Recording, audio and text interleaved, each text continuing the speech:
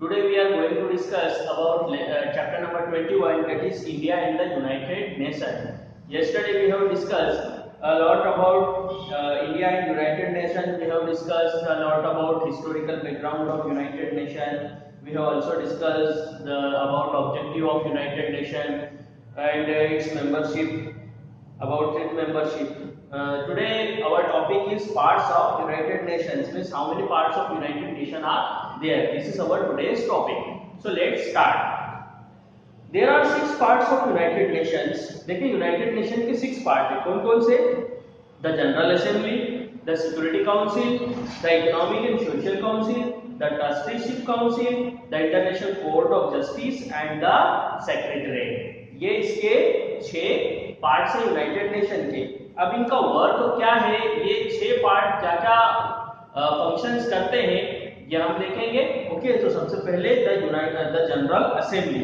Okay, the general assembly consist of all member of United Nation. Every state can send a maximum of 5 representative to general assembly, but at the time of voting a state is entitled to cast only one vote. The general assembly ordinarily meet once a year. It discusses and makes recommendation on various important issues brought before it. The general assembly work like the world parliament. In the general assembly all the important matters are decided by 2/3 majority. देखिए general assembly के the general assembly consists of all members of United Nation. United nation में जितने member होते हैं वो सबसे मिलकर बनती है general assembly. Okay, every state can send a maximum of 5 representative to general assembly. प्रत्येक स्टेट 5 मेंबरों को पहुंचा सकता है, मैक्सिमम 5 मेंबर को पहुंचा सकता है जनरल असेंबली में. लेकिन जो उनका वोटिंग होता है वो वोटिंग का कास्ट ओनली 1 होता है. ओके, देखिए जो जनरल असेंबली है उसकी मीटिंग साल में एक बार होती है और यहाँ पर बहुत जो इम्पोर्टेंट इश्यूज होते हैं उसके ऊपर डिस्कशन होती है. मतलब यूँ कहना चाहिए कि वर्ल्ड की पार्लियामेंट की तरह है. जैसे हमारी पार्लियामेंट होती है लोकसभा एंड राज्यसभा, तो जिस प्रकार से वहाँ पर इम्पोर्टेंट डिस्कशन लिए जाते हैं कंट्री से रिलेटेड, वैसे ही यहाँ पर इम्पोर्टेंट डिस्कशन लिए जाते हैं पूरे ऑल ओवर द वर्ल्ड से related. In general assembly all important matter are decided by 2/3 majority. इसमें 2/3 मेजोरिटी ऑल इम्पोर्टेंट मैटर्स को डिसाइड करती है. सेकंड है the security council. The security council is the most important organ of United Nation. It is responsible for security and peace in the world. देखिए ये United Nation का सबसे important organ है. दुनिया के अंदर शांति बहाल करने के अंदर इसका बहुत ज्यादा योगदान है. It has 15 member. इसके 15 मेंबर होते हैं.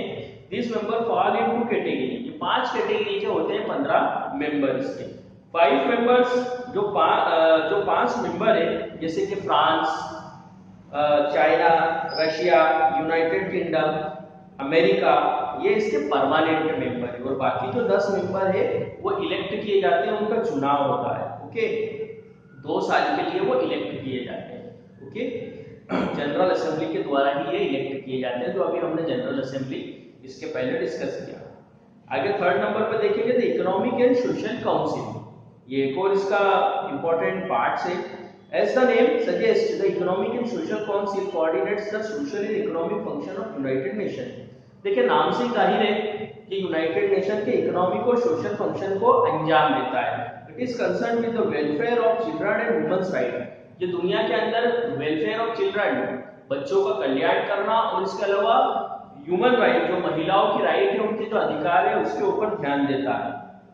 It also promote higher standard of living and economic and social change. देखिए ये स्टैंडर्ड ऑफ लिविंग में भी ध्यान देता है. मतलब दुनिया के अलग अलग देशों से कहता है कि आपके यहाँ जो गरीब देश है उनसे कहता है कि आपके जो स्टैंडर्ड ऑफ लिविंग है आपको अचीव करना है, इससे ऊपर का स्टैंडर्ड ऑफ लिविंग रहे आपकी कंट्री के अंदर.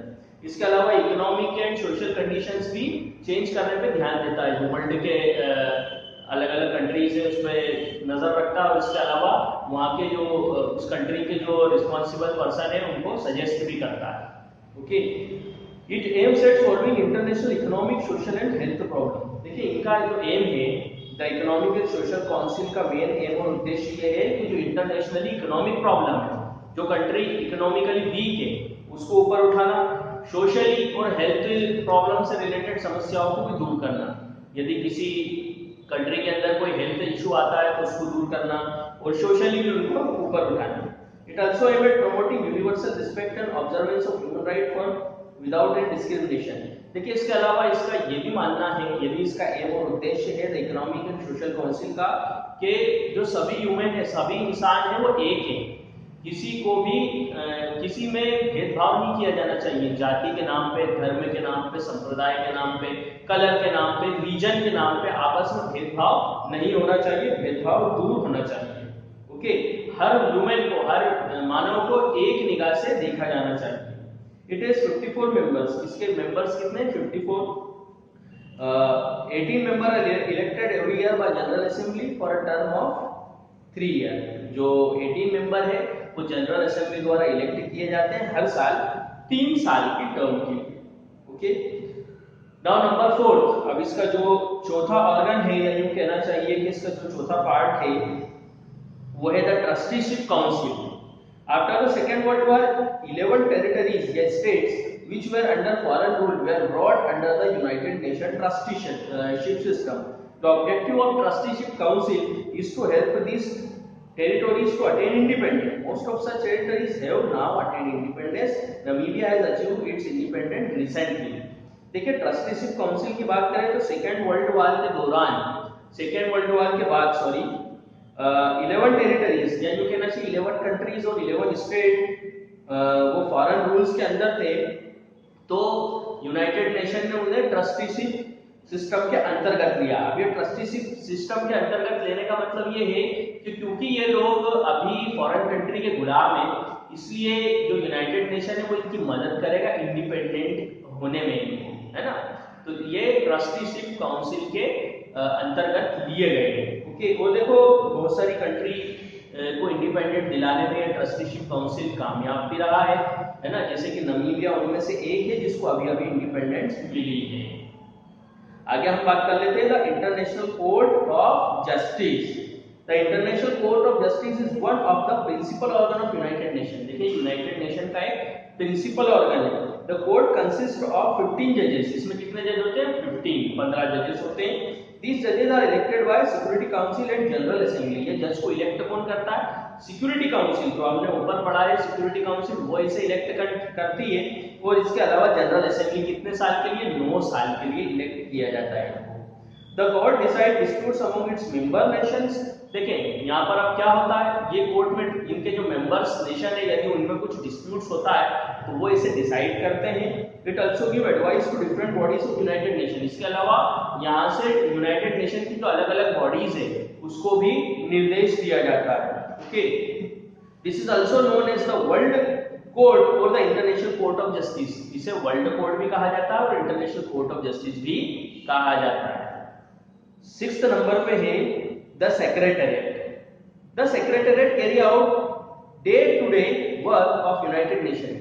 जो यूनाइटेड नेशन का डे टू डे वर्क होता है उसको कैरी आउट कौन करता है? The secretariat. It administrative head is known as secretary council. इसका जो एडमिनिस्ट्रेटिव हेड होता है, सबसे उच्च अधिकारी, उसको सेक्रेटरी जनरल कहते हैं। He is appointed by general assembly. इसको भी कोई अपॉइंट कौन करता है? जनरल असेंबली अपॉइंट करती है सिक्योरिटी काउंसिल के recommendation. The secretary general bring to the attention of Security Council any matters relating international peace or any international importance. Okay, अब देखें जो सेक्रेटरी जनरल क्या करता है, कोई सा भी ऐसा मैटर हुआ जो इंटरनेशनल पीस को नुकसान पहुंचा सकता है या इंटरनेशनल पीस से रिलेटेड इंपॉर्टेंट मैटर्स है, तो उसको ये अटेंड करता है, उसको देखने का काम सेक्रेटरी जनरल का है। At present Antonio uterus of Portugal is secretary general of UN. अभी की अगर हम बात करें तो यूएन के जो सेक्रेटरी जनरल है, ये बुक के लिखे जाने तक कौन थे? एंटोनियो यूट्रस, ये पोर्चुगल के हैं। ओके, तो ये यूनाइटेड नेशन के जनरल सेक्रेटरी के सेक्रेटरी हैं। ओके, अब आगे हम बात कर लेते हैं special agencies of UN. UN की कुछ स्पेशल एजेंसीज की हम बात करते हैं। कुछ इसकी स्पेशल एजेंसीज भी है, ये हमने इसके 6 पार्ट्स देखे, या यूं कहना चाहिए 6 बॉडीज देखी। अब स्पेशल एजेंसीज की बात करते हैं। International cooperation in the field of economic and social development is of special importance to United Nation. देखिए यूनाइटेड नेशन का जो मेन इंपॉर्टेंट और मुख्य काम क्या है, इंटरनेशनल कोऑपरेशन, इंटरनेशनल कोऑपरेशन लेना, इकोनॉमिकली सोशली इंटरनेशनल कोऑपरेशन लेना। It is duty of United Nation to promote higher standard of living. तो देखिए इकोनॉमिक और सोशल कोऑपरेशन लेने का मतलब ये भी है कि ये यहाँ से इनकी ड्यूटी होती है यूनाइटेड नेशन की कि ये क्या करते हैं, स्टैंडर्ड ऑफ लिविंग को प्रमोट करते हैं कि जिन देशों के अंदर स्टैंडर्ड ऑफ लिविंग की कमी है वहां पर हायर स्टैंडर्ड ऑफ लिविंग होना चाहिए, लोगों को रोजगार मिलना चाहिए, लोगों की जो को सही से न्यूट्रिशंस मिलना चाहिए, जो उनकी इकोनॉमिक कंडीशन है और जो सोशल कंडीशन है वो इम्प्रूव होना चाहिए। सोशल कंडीशन इम्प्रूव होने का मतलब है कि किसी के साथ भेदभाव ना हो जाति धर्म संप्रदाय या इलाके के आधार पर। ओके, तो देखिए इसी पर्पस या इसी उद्देश्य को पूर्ण करने के लिए इन्होंने कुछ स्पेशल बॉडीज बना रखी है, तो वो हम डिस्कस करेंगे। सबसे पहले है यूनेस्को, यानी United Nation educational scientific and cultural organization UNESCO. इसकी स्थापना हुई थी 1946 के अंदर और इसका हेडक्वार्टर पेरिस में है। अब इसका पर्पस क्या है, to promote collaboration among nation in the field of education science and culture. दुनिया के अलग अलग देशों में कोलैबोरेशन बनाना और इसके अलावा दुनिया के अलग अलग देशों को एजुकेशनली साइंटिफिकली और कल्चरली ऊपर उठाने की कोशिश करना कि आप अपने देश के अंदर ये डेवलपमेंट लेके आएंगे। इसके अलावा इसका जो दूसरा ऑर्गन है या दूसरी बॉडी है वो WHO है। इसकी स्थापना 1948 के अंदर हुई थी।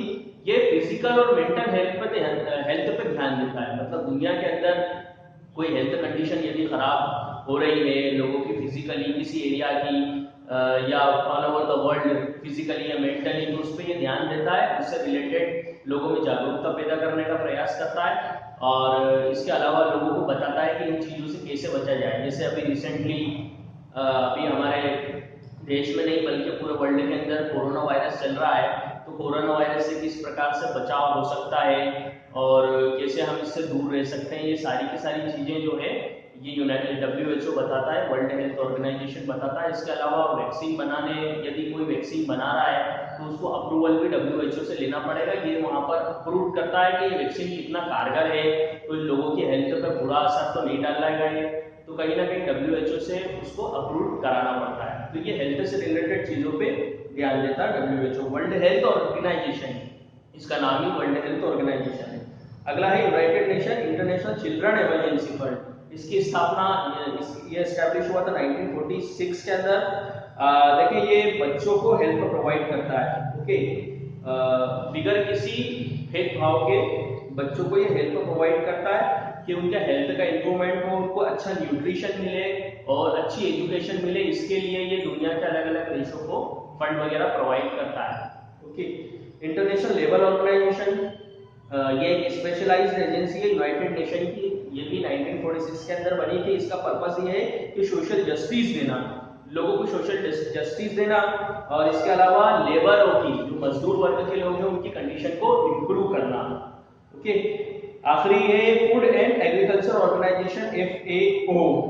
ये भी एक स्पेशल एजेंसी है यूनाइटेड नेशन की। इसकी स्थापना हुई थी 1945 के अंदर। देखिए इसका पर्पस क्या है कि पॉवर्टी, गरीबी से फाइट करना, माल न्यूट्रिशन को दूर करना और हंगर, दुनिया के अंदर जो भूखमरी की समस्या है उसको दूर करना।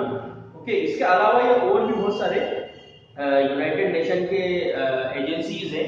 ये तो हमने 5 देखी जो कुछ खास एजेंसीज है, तो इसके अलावा और भी यूनाइटेड नेशन की बहुत सारी एजेंसीज है, जैसे कि IMF, international monetary fund, world bank, okay, world postal union, international atomic energy agency. Okay, ये भी कहीं ना कहीं यूनाइटेड नेशंस की